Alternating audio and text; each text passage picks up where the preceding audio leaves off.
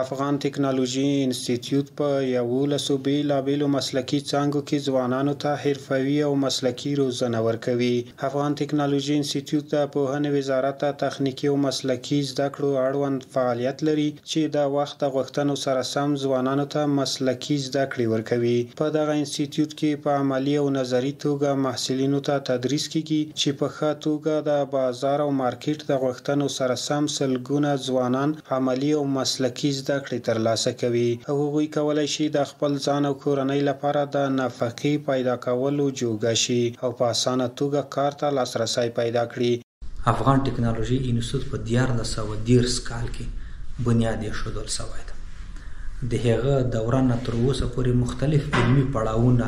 د ډپارټمنټو د ایجاد او د نه ایجاد په اړه رامنځته شوي دي. خو فرمول عمومي دا ده چې په تعلیمات تخنیکي مسلکي کې باید یوه رشته ثابته نه وي. په دې معنی هر هغه څه چې د بازار یا د آزاد بازار ضرورتونه وي د هغه ضرورتونو په اساس باندې باید مختلفې رشتې ایجاد سي، لغوه سي او ترتیب او تنظیم سي د نصاب او د استاد سره. افغان ټکنالوژي انسټیټیوټ اوس مهال 11 مسلکي ډپارټمنټونه لري چې 2325 کسان په 4 ټایمو کې په دې باندې بوخت دي. 3 اساسي برنامې لرو. یو برنامه مو د خیاطي یا د تعلیمات حرفوي ده، بله برنامه مو د اساسي مسلکي زده کړو ده او بله برنامه مو د مجاهدینو د طرح تطبیق ده په افغان ټکنالوژي انسټیټیوټ کې. دغه انسټیټیوټ د موټر د ترمیم د څانګې فعالیتونه په منظمه توګه پر مخ روان دي او یو ګڼ شمېر ځوانانو ته پکې د موټر د هر ډول پرزو د ترمیم په اړه په عملي او نظري توګه مسلکي زده کړې ورکول کیږي چې د همدغه څانګې محصلین د کار په بازار او مارکیټ کې د خپل ځان لپاره یو سالم مصروفیت هم لري او ډیر ژر د ځان لپاره کار پیدا کولی شي.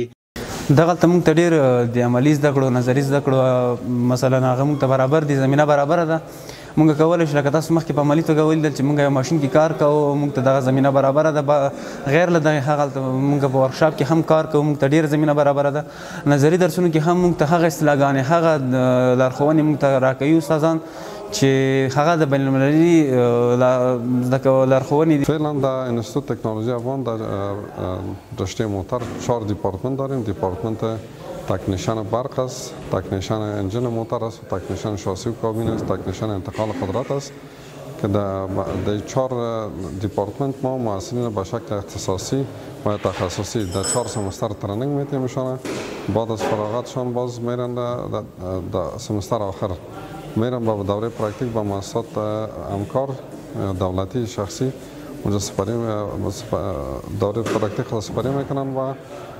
بعد از سپری کردن از امتحان دولتیشان سپری میشه و فارغ صنف 14 و به شکل تخصصی تقدیم جامعه میشن که محضر خدمت به جامعه باشن.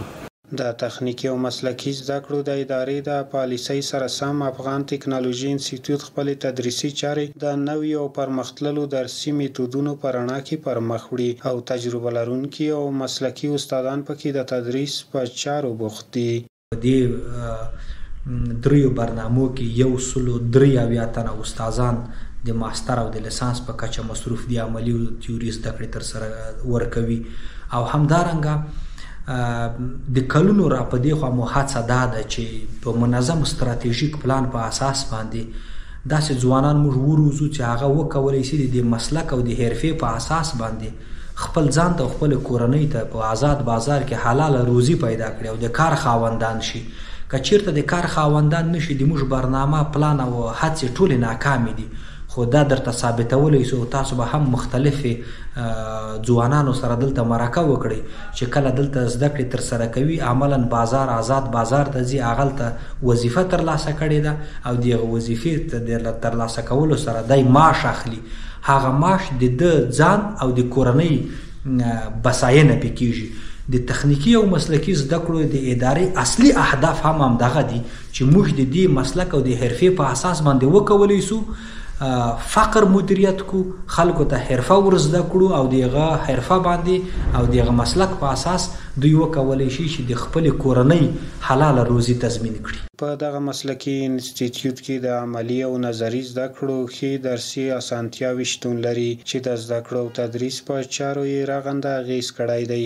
بله ما دقیقا اینجا قسمی که گفتم باعث یک انجینر فارغ میشیم و ما میتونیم که موترها را ترمیم کنیم، بسته‌کاری کنیم، واسکاری کنیم و از تمام سیستم‌های از اینجا ما مستفید هستیم تا چک کامپیوتری هم که اینجا هست و دیگه سیستم‌هایی هم که ما داریم پیشرفته ما میتونیم کار کنیم و یاد گرفتیم تا جایی هم ما سال آخر ما از اینجا فارغ میشیم و تمام کار سر سیستم از اینجا را بلد هستیم. افغان ټکنالوژي انسټیټیوټ د کابل ښار د کارتیچر په سیمه کې موقعیت لري چې د پلازمینې کابل په ګډون د هیواد د بیلابیلو ولایتونو یو ګڼ شمېر ځوانانو ته پکې مسلکي زده کړې ورکول کیږي. په دې هیله چې د هیواد ټول ځوانان مو سالم مصروفیت ولري، زده کړو ته مخه کړي او د هیواد په آبادولو او پرمختګ کې برخه واخلي.